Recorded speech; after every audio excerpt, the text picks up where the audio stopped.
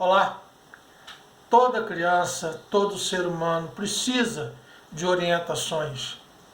Todas as crianças precisam serem orientadas para o caminho do bem.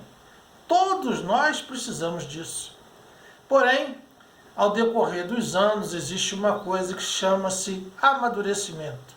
Todo ser humano amadurece. Uns mais tarde, outros mais cedo. Mas isso é um processo natural. Porém, existe uma categoria religiosa que não amadurece nunca. São os evangélicos. A maioria dos evangélicos não conseguem amadurecer. Por que será? Porque acontece esse fenômeno negativo na vida de muitos religiosos. Você não vê em nenhum outro meio precisar de pessoas para reafirmar algo que ela já sabe. Você não vê em nenhum outro meio pessoas precisarem ficar continuando fazendo a sua cabeça, afirmando em você algo que você já acredita, algo que você já sabe. Porém, no meio evangélico isso é comum, é uma prática comum. Por quê? São chamados pregadores do cajado. É necessário no meio evangélico que existam pregadores e pastores, líderes que diariamente ou frequentemente estejam ali dando aquela bronca nos religiosos. Olha, o caminho é assim, o caminho é assado. São chamados dos pregadores do cajado. Eles precisam levar esculachos religiosos, precisam levar bronca religiosa como se fossem crianças. Eles não amadurecem. Por que não amadurece? Porque em Hebreus 11, versículo 1, Paulo disse assim, que a fé é o firme fundamento. A fé é um firme fundamento. O que isso quer dizer? Se você tem uma fé ampla, uma fé madura, você não precisa que ninguém fique te firmando, porque você já está fundamentado nela. Porém, se você tem medo de Deus, medo das coisas que Deus pode fazer contra você, você não está fundamentado na fé, e sim no medo. E o medo se amadurece. Coisas que você tinha medo quando era criança, você deixa de ter. Porém, isso não acontece no meio evangélico. Pastores e pregadores vivem botando medo no povo. E quanto mais medo, mais empoderado esse pastor e esse líder fica. E causa o quê? Uma dependência espiritual nos seus liderados, daqueles que o ouvem. Ou seja, esse ciclo nunca termina. Por quê? Medo. As pessoas estão pautadas no medo. Não tem aquela fé firmada, não tem aquela fé segura, aquela fé madura. Não tem. Em Josué capítulo 24, versículo 15, Josué fala com o povo, olha, vocês escolhem se vocês vão continuar servindo os deuses que serviam os nossos pais, ou os deuses que nós estamos aqui nessa área aqui, vocês vão continuar servindo, ou Deus Todo-Poderoso. Porém, vocês fazem a escolha de vocês. Porém, eu e minha casa serviremos ao Senhor. É o quê? É uma fé sem dúvida, sem dúvida. Você sabe o que você está falando. Você sabe o que você está querendo. Em 2 Coríntios 1,12, Paulo também disse assim, eu sei em quem eu tenho crido. Ou seja, ele sabia que ele tinha crido. Não precisava ninguém ficar falando para ele em quem ele precisava acreditar. Você não vê isso em torcidas de futebol. Ninguém que é do Flamengo precisa o clube ficar falando, pô, continua sendo um flamenguista, hein? Ou então do Botafogo, continua sendo botafoguense, pode perder, pode fazer o que for, que o cara continua. Pode ser do Fluminense, continua sendo do Fluminense, continua sendo do Vasco. Não, ninguém faz isso. As pessoas escolhem e continuam nessa direção. Não. Na igreja evangélica, se não botar medo, vai todo mundo embora. Eles sabem disso, os líderes sabem disso. Se não botar medo, o povo dispersa. O cajado que eles falam é um cajado forjado no medo. Não um cajado de madeira, não um cajado espiritual, é um cajado forjado no medo. A matéria principal desse cajado é o medo. É o medo, se você não continuar aqui servindo a Deus, é o inferno. Se você não pagar o dízimo aqui, contribuir com a igreja, vai um diabo lá para tua casa, o nome dele é devorador, vai devorar tudo que é seu. Vai chegar a doença na sua família. Deus vai pesar a mão em você.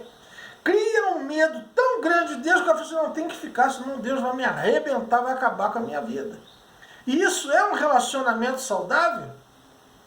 Você servir a Deus porque você tem medo? Você ir à igreja porque você tem medo de ser castigado? Você está num lugar, pertencer a um lugar, dá dinheiro nesse lugar, porque se você não der, você será castigado? Você descobriu isso? Essa é a descoberta do Evangelho.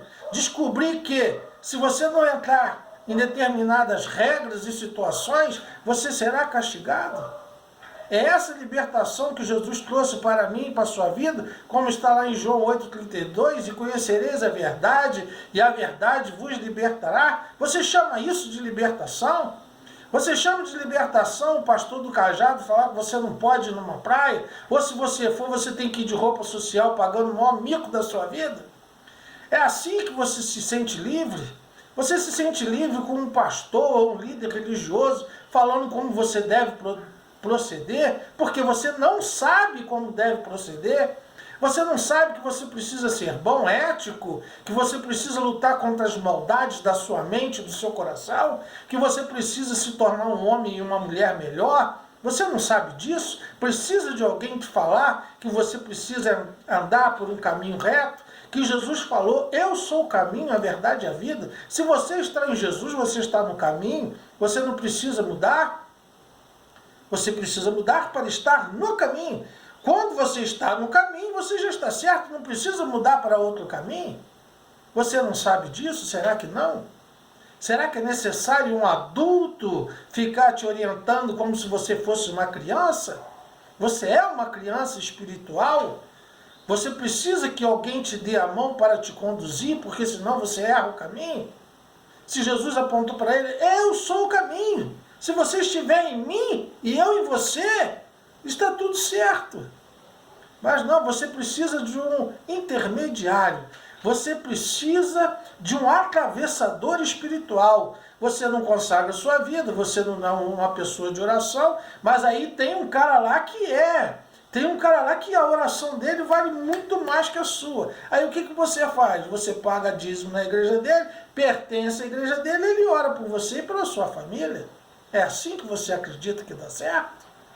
Será que a sua oração realmente é inferior à de qualquer pastor, de qualquer apóstolo, de qualquer papa, de qualquer padre, de qualquer líder religioso? Será que você é iludido a esse ponto? De achar que se seu filho estiver precisando de oração, alguém vai orar para o seu filho ou sua filha com mais intensidade e mais fé do que você próprio? Você acha realmente isso? Você não precisa de nada disso. Só que você não quer acreditar. Muitos não querem acreditar que não existe nenhum tipo de atravessador. Como está lá em Atos capítulo 4, versículo 12. Nenhum outro nome é dado debaixo do céu e da terra pelo qual devamos ser salvos, a não ser Jesus Cristo, nosso Senhor. Você pode se dirigir direto a Ele, mas não, você precisa de um atravessador. Você precisa de alguém que te dê a mão, que te dê suporte. Você compra uma aliança e vai noivar, você tem que levar para o pastor orar, porque a tua oração não vale nada. Nasce o teu filho, você tem que levar para o pastor orar, porque a sua oração não vale nada. É ele que tem que apresentar a Deus e não você. Quando você vai casar, você precisa que ele dê a bênção no seu casamento, porque senão você vai ter uma vida terrível. Não é assim? Quando você compra um carro, você leva, já vi pessoas levarem carro, ora aí, pastor, para Deus abençoar esse carro, porque a pessoa não sabe orar, é um inútil. Precisa de um líder para fazer tudo? É assim que as pessoas se sentem.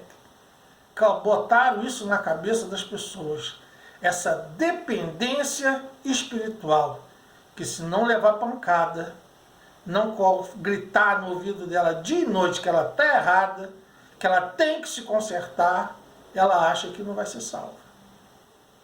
Jesus não gritava. Acredito eu que ele falava numa altura boa, para quê? Para que as pessoas pudessem ouvi-lo. Mas ele não berrava, ele não gritava, ele não tinha um reteté, ele não fazia nenhum tipo de espetáculo. Ele apenas mostrava o caminho. Jesus é o caminho, a verdade e a vida.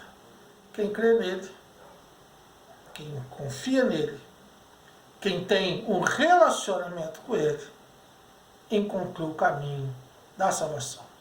Que Deus te abençoe, te guarde e te dê a paz. Eu sou o missionário Luciano Borges. Se você achou alguma relevância em alguma coisa que eu digo, curte, dê o seu like, compartilha. Faça a sua parte para me ajudar. Deus te abençoe, te guarde e te dê a paz.